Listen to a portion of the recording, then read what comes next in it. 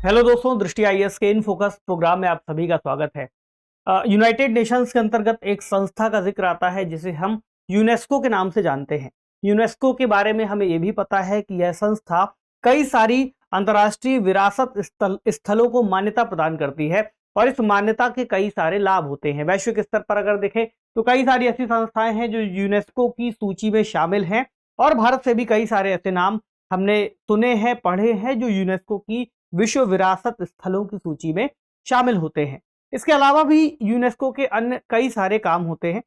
हाल ही में खबर इससे संबंधित ये है कि संयुक्त राज्य अमेरिका जो कुछ सालों पहले यूनेस्को से बाहर हो गया था, वह फिर से यूनेस्को में शामिल होने की बात कर रहा है और संभवतः जुलाई तक वो इसमें शामिल भी हो सकता है।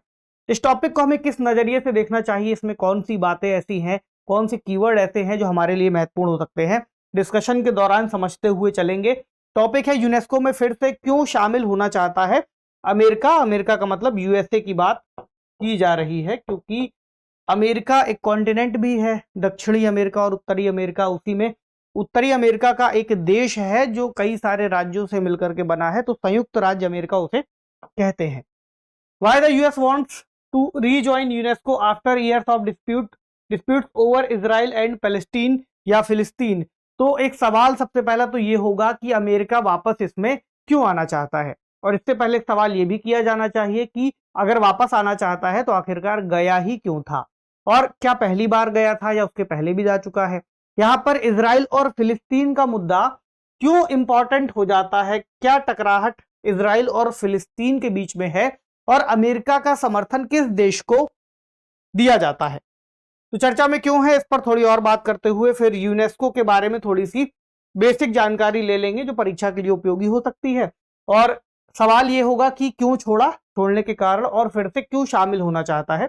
पिछले उदाहरण अगर कुछ होंगे तो देखते हुए फिर एक निष्कर्ष समझेंगे और एक सवाल जो कि मेंस में लिखने की डिमांड कर सकता है। अंतर्राष्ट्रीय संबंध खंड जीएस पेपर 2 मेंस के हिसाब से, और अंतर्राष्ट्रीय संस्थाएं, भारत के हितों को प्रभावित करने वाले करार और इस तरह के कई सारे जो टॉपिक्स मेंशन है उससे ये जुड़ जाता है।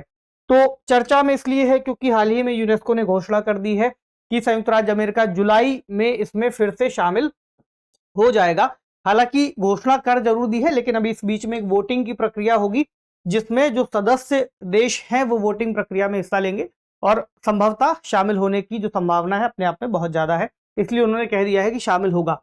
तो इजराइल के साथ यूनेस्को छोड़ा था यूएस ने कुछ सालों पहले, लगभग 2019 में ये प्रक्रिया पूरी हो गई थी। तो आरोप लगाया गया था कि यूनेस्को इजराइल के खिलाफ पक्षपातपूर्ण रवैया अपना रहा है। इजराइल को लेकर के यूनेस्को के कुछ पूर्वाग्रह हैं, कुछ ऐसे स्टेटमेंट्स थे जो इन्होंने दिए थे जहां पर यूएसए ने और इजराइल ने उस पर आपत्ति जाहिर की थी, और फिर डोनाल्ड ट्रंप की सरकार में उस समय ये इससे बाहर हो गए थे। तो यूनेस्को यानी संयुक्त राष्ट्र शैक्षिक, वैज्ञानिक और सांस्कृतिक संगठन, जो कि संयुक्त राष्ट्र की एक एजेंसी है, इसका गठन किया गया था 16 नवंबर 1945 को, और यूएसए इसके शुरुआती जो संगठनकर्ता देश थे उसमें भी शामिल था।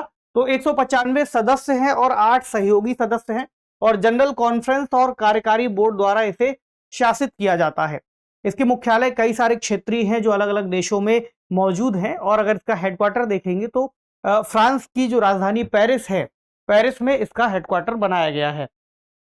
तो यूनेस्को का मिशन है बेसिकली शांति की संस्कृति का निर्माण, की किस तरह से पूरे देश में, कई सारे देशों में या पूरे विश्व में शांति की प्रक्रिया को स्थापित किया जा सके, और शांति के अंतर्गत जो भी वहां पर बहुत सारी चीजें हैं जो भाईचारे को बढ़ा सकती हैं, जैसे कोई विरासत स्थल है जो पुराने पूर्वजों द्वारा निर्मित किया गया था, कोई ऐसी सभ्यता रही है, उन सभी को जोड़ करके इस तरह की प्रक्रिया की जाती है। इसके अलावा गरीबी उन्मूलन, सतत विकास और शिक्षा, चूंकि इसके नाम में यूनेस्को में एजुकेशनल चीजें भी शामिल है, साइंटिफिकल चीजें भी शामिल है, तो विज्ञान से जुड़ी हुई चीजें, संचार और सूचना के माध्यम से पारस्परिक संवाद में लोगों के बीच में आपसी भाईचारे और बातचीत को बढ़ावा देने में योगदान करना इसके मिशन में लिखा हुआ है।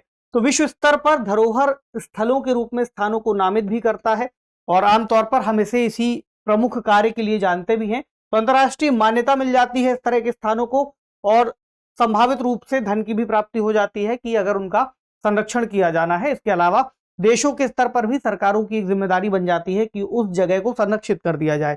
तो हमने डिस्कस कर लिया कि संस्थापक सदस्यों में यूएस भी शामिल था। अब एक सवाल ये होगा कि ठीक है, संस्था की स्थापना करवा दी गई थी, फिर उसके बाद ये बाहर क्यों चले गए? इसकी घटना आपको दिखाई देगी 2011 के आसपास, जब यूनेस्को ने फिलिस्तीन को एक सदस्य के रूप में शामिल करने की बात कही थी और उस पर इजराइल ने आपत्ति जाहिर की थी। अब दो देशों का एक तरह से नाम आ रहा है, अगर देश कहना चाहें तो भी ठीक है।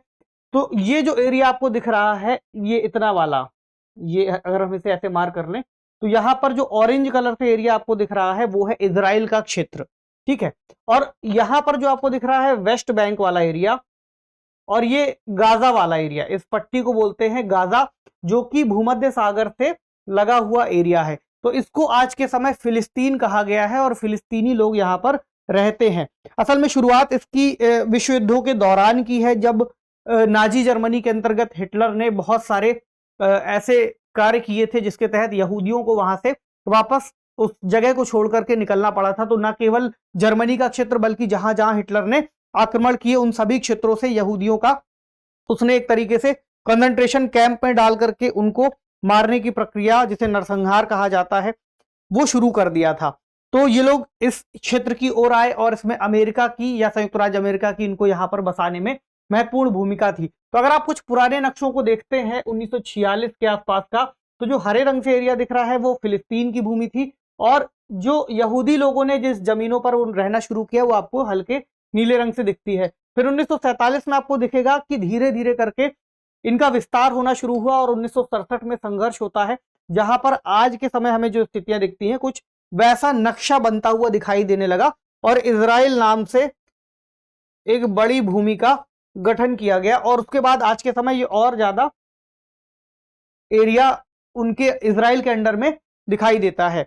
तो ये एक बड़ा प्रश्न था कि आखिरकार वो लोग जो उस क्षेत्र में पहले रहते थे तो उनके दावे कितने महत्वपूर्ण होंगे, या फिर इजराइल नाम से जो देश हमें दिखाई देता है उनके दावे। और ये अंतर्राष्ट्रीय राजनीति में अगर आपने पहले पढ़ा होगा विश्व के इतिहास में, तो ये इसका चैप्टर अच्छा खासा वहां पर चर्चा का विषय है और बहुत बड़ा विषय है।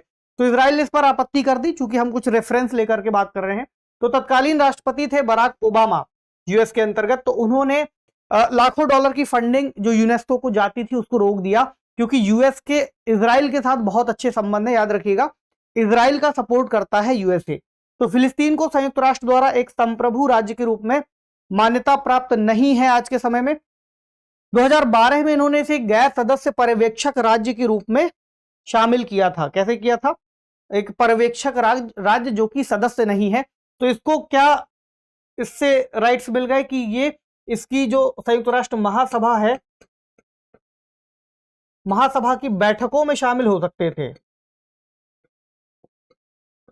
ठीक है, लेकिन ये मतदान नहीं कर सकते थे क्योंकि ये सदस्य नहीं थे, गैर सदस्य थे, लेकिन पर्यवेक्षक का दर्जा मिलने से ये वहां पर जो कार्रवाइयां हैं उसको देख सकते थे। फिर 2013 में इजराइल द्वारा जो यूएसए ने डिसीजन लिया था कि फंडिंग को रोक देंगे, उसका समर्थन किया। 1967 में युद्ध में इजराइल ने इस पर कब्जा किया हुआ था, ऐसी बातें हमने पीछे देखी। तो पूर्वी यरूशलेम पर इजराइल के कब्जे को यूनेस्को ने इसकी आलोचना कर दी।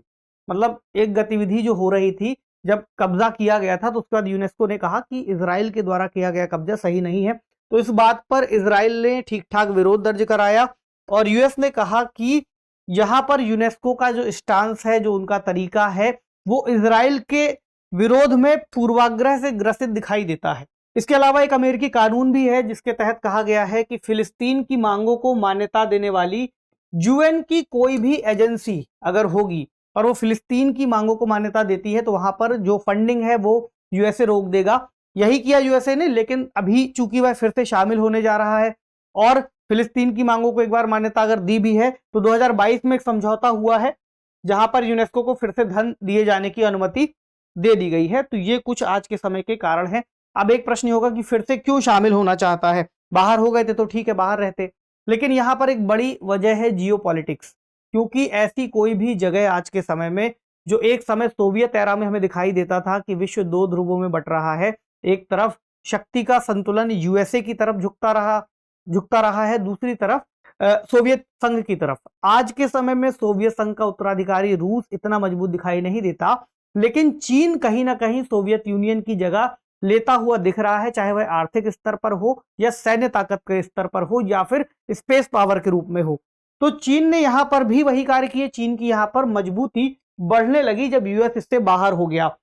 तो यूनेस्को के अंतर्गत जो नीति निर्माण की प्रक्रिया है, वहां पर एक तरह से अमेरिका का स्थान ये भर रहा था, और ये बात यूएस के अंतर्गत जो पॉलिसी मेकर्स है उन्होंने ध्यान से समझा। जैसे एक उदाहरण है कि उन्होंने दुनिया भर में एआई और प्रौद्योगिकी शिक्षा के लिए मानकों को स्थापित किया। तो मानक, चूंकि यूएसए वहां पर नहीं है, तो कुछ मानक ऐसे हो सकते थे जो उतने ज्यादा महत्व के वो ना समझते या फिर उनको किसी तरह से मॉडिफाई करते, लेकिन ना होना अपने आप में एक तरह का स्पेस छोड़ जाता है जो किसी दूसरी शक्ति को वहां पर कार्य करने की अनुमति दे देता है। तो इस वजह से इन्होंने शक्ति संतुलन को वापस बनाने के लिए या फिर अपनी मौजूदगी को वहां पर दर्ज कराने के लिए वापसी की है। तो अंतर्राष्ट्रीय राजनीति में ऐसी स्थितियां आपको अक्सर बनती हुई और बिगड़ती हुई दिखती हैं। अब पिछले कुछ उदाहरणों को देखें तो यह भी बात समझ में आ जाएगी। जैसे 1984 में जब यूएस में राष्ट्रपति थे रोनाल्ड रीगन, तो उन्होंने यूएस को इससे बाहर कर लिया था, यूनेस्को से।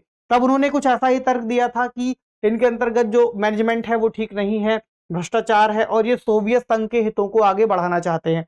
आगे चल करके 2003 में जब राष्ट्रपति जॉर्ज बुश आते हैं, तो वो कहते हैं कि हम वापस से इसमें शामिल होंगे, क्योंकि वही शक्ति संतुलन वाली बात और मानव गरिमा के प्रति हमारी प्रतिबद्धता है। इसके आधार पर वो फिर यूनेस्को में वापसी कर लेते हैं। फिर अगली घटना 2011 के आसपास होती है, जिसका हमने पहले जिक्र कर लिया। तो इस पूरी घटना से आपको दो बातें समझ में आती हैं। पहला तो ये कि अंतर्राष्ट्रीय राजनीति के अंतर्गत जो जियोपॉलिटिक्स है वो बदलती रहती है, शक्ति का संतुलन बदलता रहता है।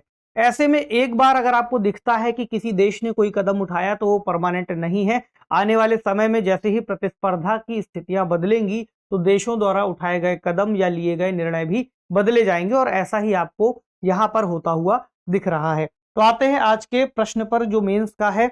अंतर्राष्ट्रीय परिदृश्य में बदलते शक्ति समीकरण देशों के लिए अंतर्राष्ट्रीय संस्थाओं की भूमिका को रेखांकित करते हैं। संयुक्त राज्य अमेरिका द्वारा यूनेस्को की सदस्यता पुनः प्राप्त करने के संदर्भ में चर्चा कीजिए। अब जो स्टेटमेंट है उसे ध्यान से पढ़िए, क्या लिखा हुआ है कि अंतर्राष्ट्रीय परिदृश्य में बदलते शक्ति समीकरण बदलते हैं। कभी सोवियत संघ रहा, आज अमेरिका अपनी जगह पर है ही, पहले से उतना मजबूत पहले जितना नहीं दिखाई देता। दूसरी ओर चीन इस परिदृश्य में आ गया है। तो अंतर्राष्ट्रीय संस्थाओं की भूमिका को रेखांकित करते हैं। अगर ये शक्ति समीकरण नहीं बदला होता तो हो सकता यूएस उस संस्था में वापस से शामिल होने की बात नहीं करता, यूनेस्को में। तो ये जो शक्ति समीकरण बदला, इसने उस संस्था की भूमिका को वापस से रेखांकित किया। कुछ इस तरह से आप इस बात को इस प्रश्न में 250 शब्दों के अंतर्गत लिखने का अभ्यास कर सकते हैं। तो कमेंट बॉक्स में लिखिएगा कि आप इसके बारे में और क्या विचार कर पा रहे हैं, या फिर इस टॉपिक में कुछ और क्या नया आपको दिख रहा है। आपसे मिलते हैं अगले सेशन में। पढ़ते रहिए, ख्याल रखिए, शुक्रिया।